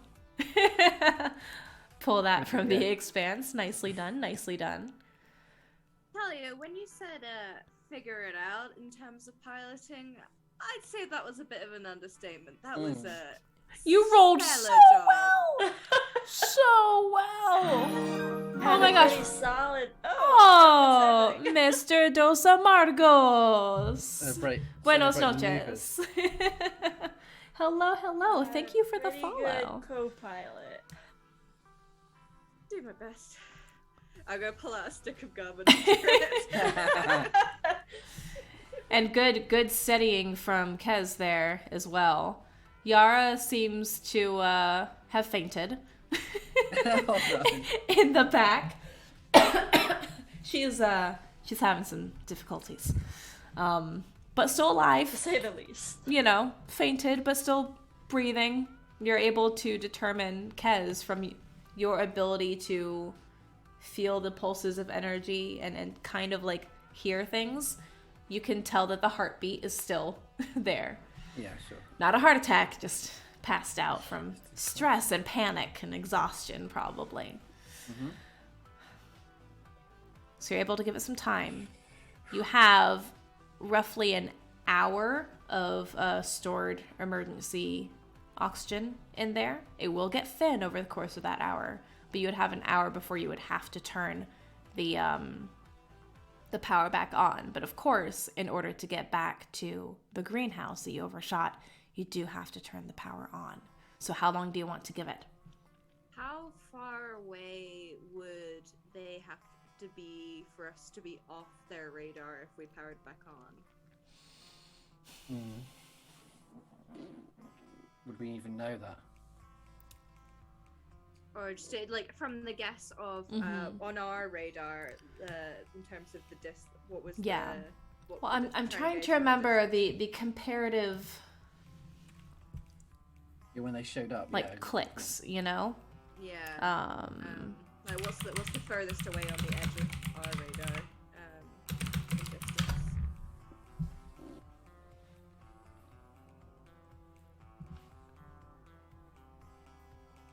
Let's say. So we're going to use the measurement of a click, which let's say there are about 1,000 clicks in one astronomical unit, abbreviated AU. Astronomical units are approximately 93 million miles. So let's say you've got about a range of just about 1,000 clicks in there, which we'll break that down to, I don't know, a couple hundred miles. Yeah, I guess if we Which you're moving fast, you know. Yeah. We do the working out of when we'd be, because we know when the last one went past us. Yeah. Mm-hmm. You think that if you wait probably about 30, 40 minutes, Yeah. they'll be farther past. We can leave it as long as we have to. Yeah. Because once you fire back up, it'll only take you oxygen will- a few minutes to get back Yeah. up to the greenhouse, and then you can power down again. Yes. Okay. Yeah. So you give it some time. Than And our as guess you feel the oxygen starting to get thin, you're able to power back up, rev up the engines, the generators get going, oxygen circulation continues. You can breathe a little bit more easily. You don't see anything on your radar now. So you are able to navigate back up to where you remember the greenhouse being. And there is, as you rise up, a docking station. And this greenhouse looks almost like a small, multifaceted emerald installed within the surface of this asteroid. It all looks to be like glass. Of course, you know it's going to be very thick, reinforced glass, but to maximize the amount of light that is let through. You have no atmospheric controlling of night and day, of simulated night and day here, but maximizing how much sunlight actually makes it through, looking more like an emerald because of the way the glass panes are angled, almost like a dodecahedron. And within you see this bright, vibrant green reflecting back out as the sun's rays permeate that glass and illuminate the contents within. So you do see a docking station. You have that dodecahedron, almost like a giant tortoise shell, and then you have more of like a tunnel sort of structure leading to the docking station, which you'd be able to fit like 2 shuttles there. So you dock in, you don't see any other shuttles there. Turn off the power again. Mm-hmm. Yeah, definitely. Yara has since woken up and is gratefully accepting some water from one of your packs, or one of the ones that you actually gave her, rather. Making your way through. You're going through the decontamination chamber, going back into the pressurized zone. You can remove your helmets at this point.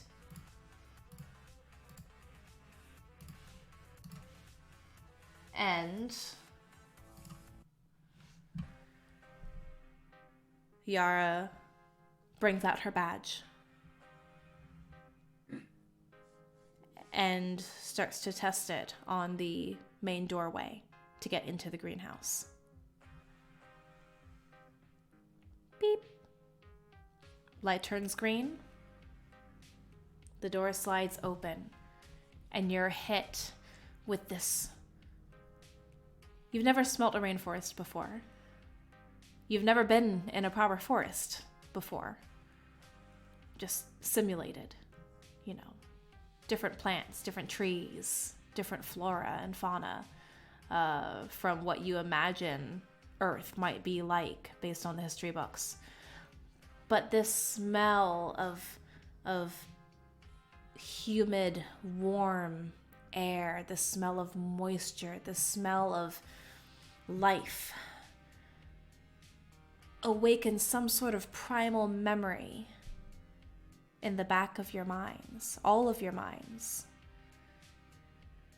Kez, you can't quite smell it, but you can feel the energy that's rolling forth as that doorway opened.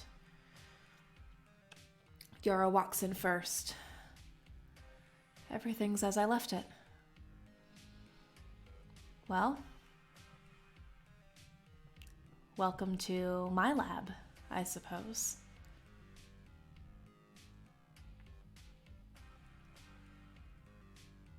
Shall we end it there, or do you want to see what's on this file? I think that's a good place to end it. Let's end it there. Okay. Because I'm looking at the time. We can either get to the excellent. computer, or we can end right there with the greenhouse. No, that's perfect. That's awesome. Well done. So concludes chapter 3.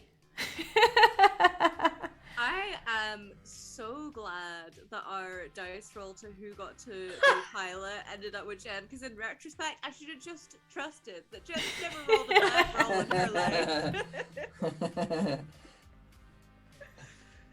The day Well we done, heard guys. one from Jenn will be the day I eat my hat. Oh my gosh, we might have to just cancel the stream, because who knows what would happen. It's You know, done. like, no, We're done. we can't do it. We're not gonna risk it. Yeah. No, not at all. Okay, so a little bit of a different type of challenge there. That challenge wasn't so much an encounter, but more of an obstacle type of graduated challenge. So we'll talk about that, get some feedback from you folks offline, because I know it is getting late and we should go ahead and wrap up. So, wonderful viewers, wonderful scribblers, thank you so much for the resub scribbles, for the raid, for the follow. I hope you enjoyed this next segment of our wonderful Space Western Outpost 5 using the Bard RPG system, coming to Kickstarter in May. Yeah, hope you folks like that. You guys have anything you want to say before we close out? No, just awesome. It's lovely to play test something live as well. It's really fun to It's make a lot of adjustments. fun. Really cool. It makes me nervous because it's like, oh, I know, of I course, feel like yeah. I should be I know. doing this differently, but it's so much fun and it's so valuable from like a game writer's standpoint as well. Once again, special thanks to not just Pretzel Rocks, but Lazy Laser as well. Lazy Laser is the musical mastermind behind the music that you've been hearing for the past few minutes. Go check them out on Bandcamp. I've included that link in the command. But until then, y'all have a wonderful rest of your week, wonderful weekend. I will not be streaming next Tuesday because I'll be on the road for work, but we will be back. Actually, no, not next week. We're going to have a different sort of special event next week, I think. But we'll be back for Outpost 5 the week after that, if that works for everyone. Oh, Nice. wait, hold on. No, I think I'm in the UK the week after that. Okay, we have options. Instead of next Thursday, we could... we'll talk about it offline. But some schedules are going to be shifting around a little bit. I gotta go that final week and pick up my companion. Oh, yeah. To move them here, so I'll be a little bit busy. But okay, we'll figure it out. Keep an eye out on Twitter for updates. Thank you all for joining us once again. Keep adventuring, keep scribbling. We'll see y'all next time. Bye-bye. Good night. Bye. Bye.